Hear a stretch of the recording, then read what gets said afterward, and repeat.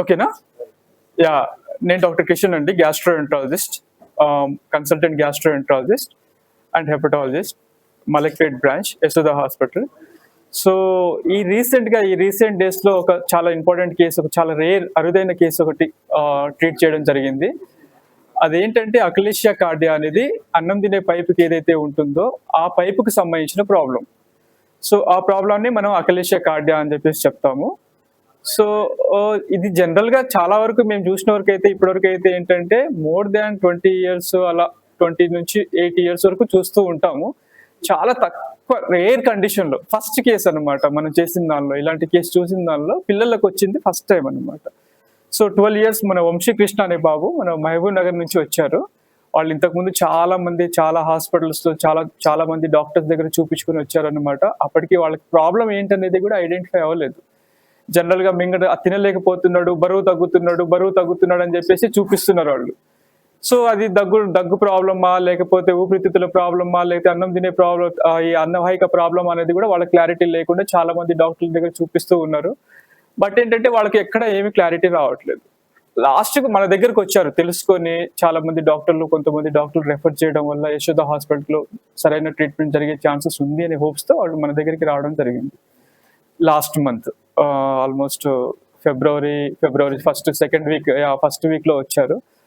So వస్తే వాళ్ళ problem చూశాను, వాళ్ళ సిమ్టమ్స్ క్లియర్ హిస్టరీ తీసుకున్న తర్వాత వాళ్ళకి చూస్తే వాళ్ళకి అన్నం తినే ఏదైతే అన్నవాహిక ఉంటుందో ఆ అన్నవాహిక ప్రాబ్లం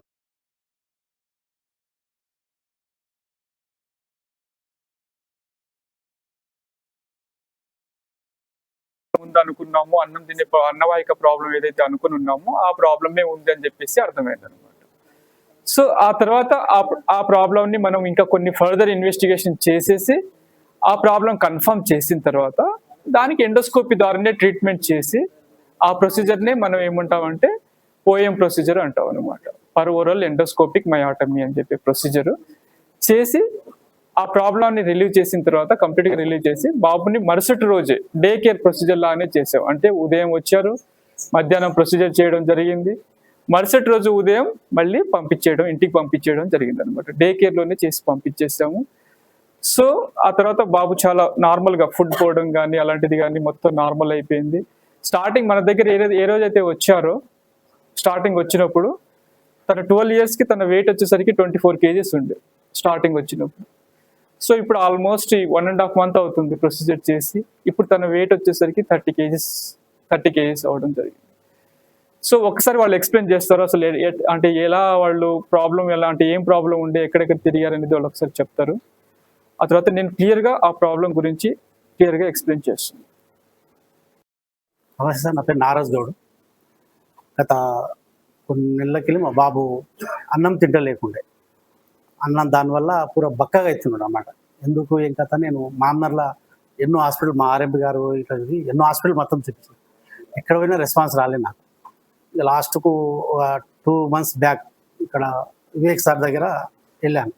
అయితే సార్ ఇట్లా ఎండోస్కోపీ వేసి అన్నవాహిక అనేది దగ్గర అవుతుంది, ఇవి కూడా అన్నం తింటే పోదు, ఇక మధ్యలో అయిపోతుంది, అది జీర్ణంగానికి 6 hours పడుతుంది, మేము మనకు 1.5-2 hours అయితే మనకు అవుతుంది, నీకు పలానా దగ్గర మలక్పేట యశోద హాస్పిటల్కి కిషన్ దగ్గర సార్ని కలవండి అని చెప్పాడు. అక్కడ కలిసినాక నేను సారు February 2nd ఆపరేషన్ జరిగింది. అప్పుడు 24 ఉన్నాడు ఈ కేజెస్. ఇప్పుడు నేను నిన్న సార్ ఫోన్ చేసి ఈరోజు మనకు ప్రెస్ మీట్ చేస్తాము, మనం తోలుకరా అని నాకు కిషన్ సార్ చెప్పడం జరిగింది. ఇప్పుడు మావాడు వెయిట్ వచ్చేసి 30 kg ఉన్నాడు సార్.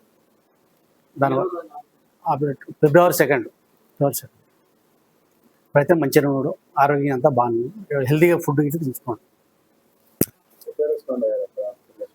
నాకు ఇక్కడ మామర్లా వివేక్ సార్కు రెస్పాన్స్ ఇట్లా వివేక్ సార్ కిషన్ సార్ అని ఉంటాడు మలక్పేట యశోద హాస్పిటల్, ఆ సార్ని కలవండి, దీనికి సార్ మంచిగా స్పెషలిస్ట్ అని నాకు చెప్పాడు. అక్కడ ఆర్ఎంపీ అందులోకి అక్కడ సార్ని కలిసిన, ఎక్స్రేలు అవి తీపించి పలానా రోజు రండి 2 నాడు ఆపరేషన్ చేస్తాం అన్నారు. ఆ రోజు ఆపరేషన్ చేసి మళ్ళీ రోజు ఈవినింగ్ ఇంటికి పంపించారు.